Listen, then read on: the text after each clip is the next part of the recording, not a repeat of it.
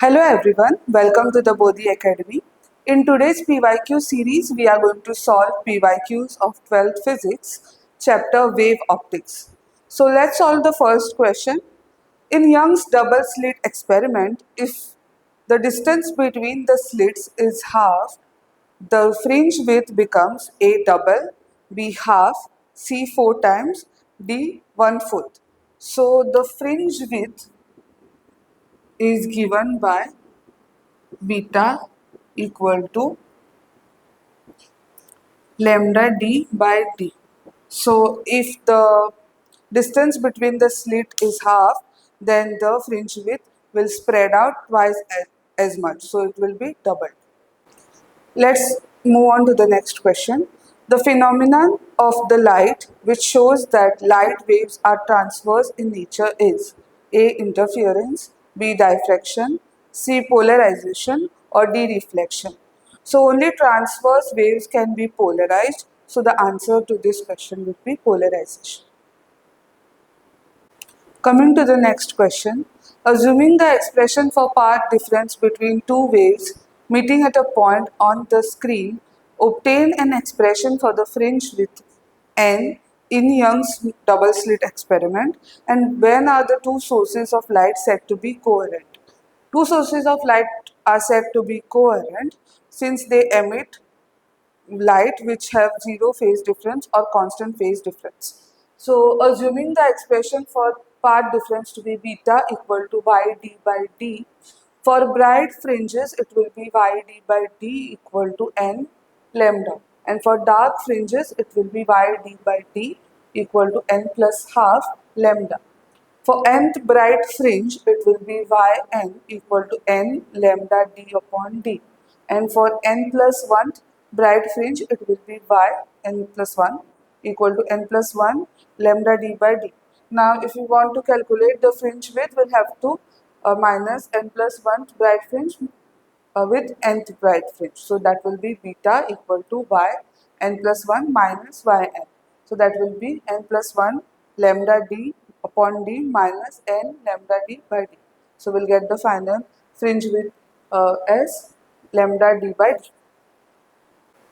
Coming to the next question, this figure shows two coherent sources S1 and S2 emitting waves of wavelength lambda.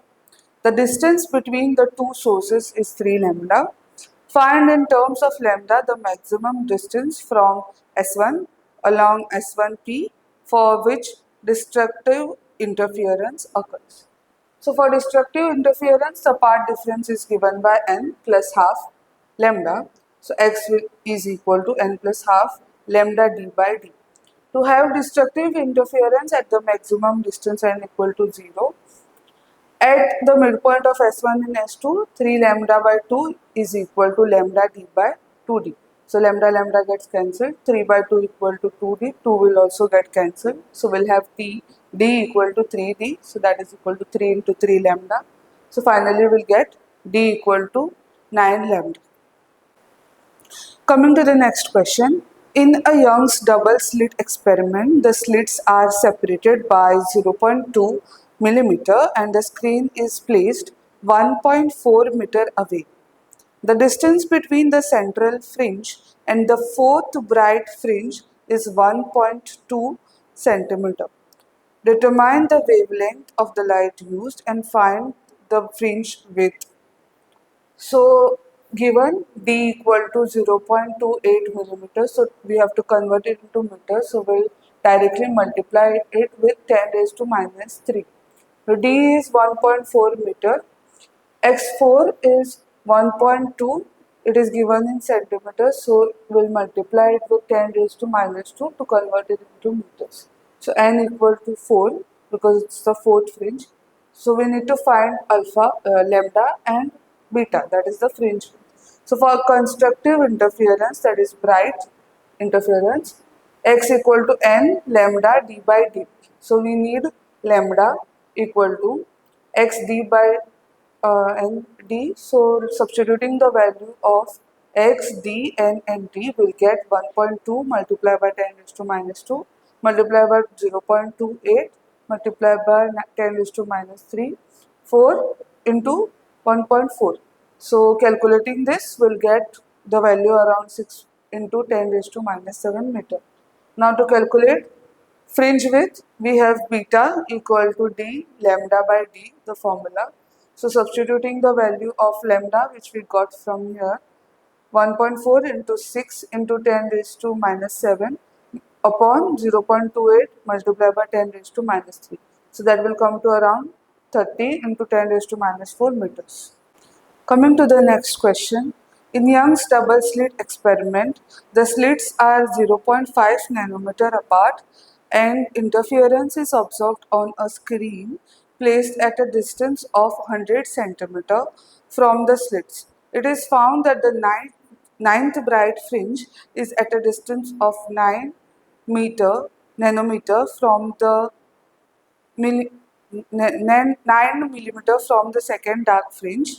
Calculate the wavelength of the light used, and why is monochromic light used in Young's double slit experiment.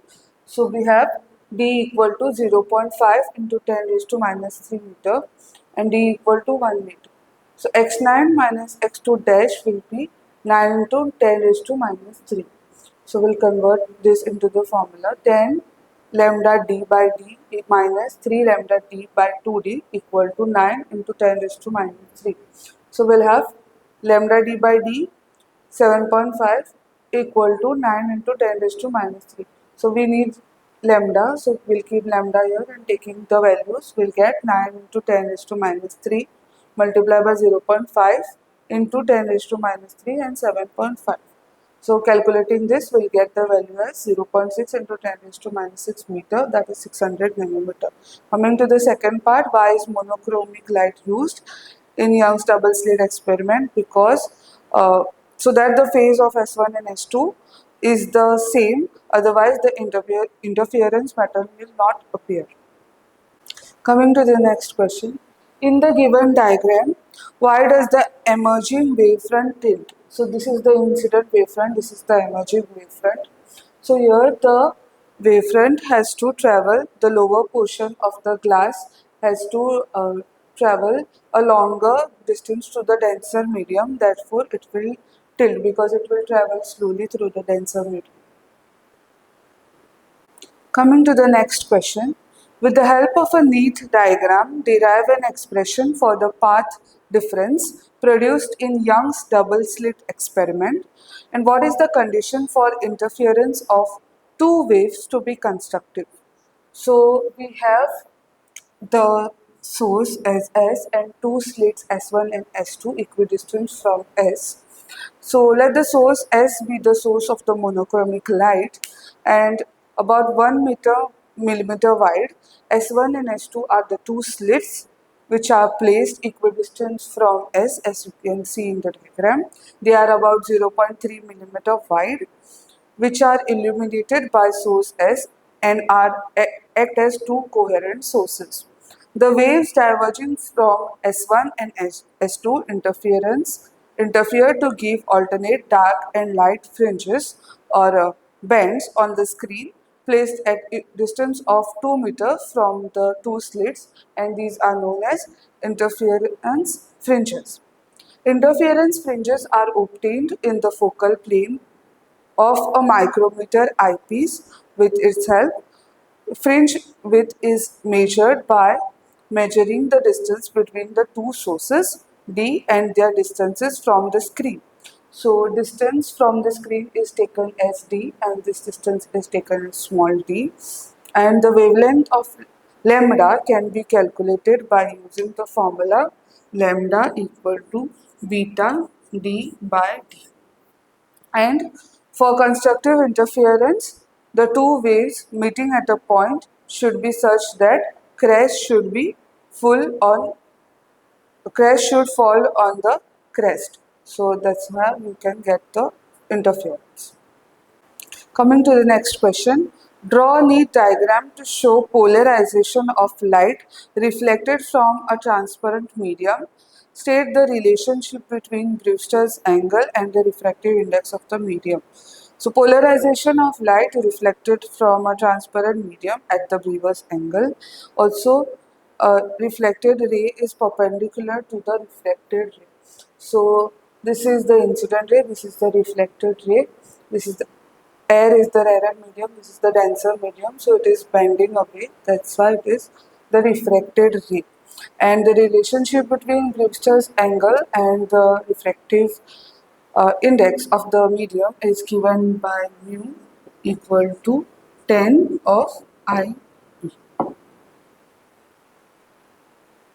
Coming to the last question, which principle is used to determine the shape of a wavefront in a later time? So Huygens principle is used to determine this phenomena, which states that every point on the wavefront act as a source of secondary wavelets which spread out in all directions with the same speed as that of the wave itself, and the new wavefront at any later time is the tangent of all these secondary wavelets. Two points are situated at the same distance from a source of light but in opposite direction. What is the phase difference between light from the 2 points? So the phase difference between the 2 points will be 0 in this case. What is the direction in which the energy of light wave travels with respect to the wavefront? So the direction is perpendicular to the wavefront. And finally, state one method to convert a plane wavefront into a converging wavefront and converging wavefront. So by using a convex lens or a concave mirror, a plane wavefront can be converted into a converging wavefront. That's it for today's video. Don't forget to like, share and subscribe to the Bodhi Academy. Thank you.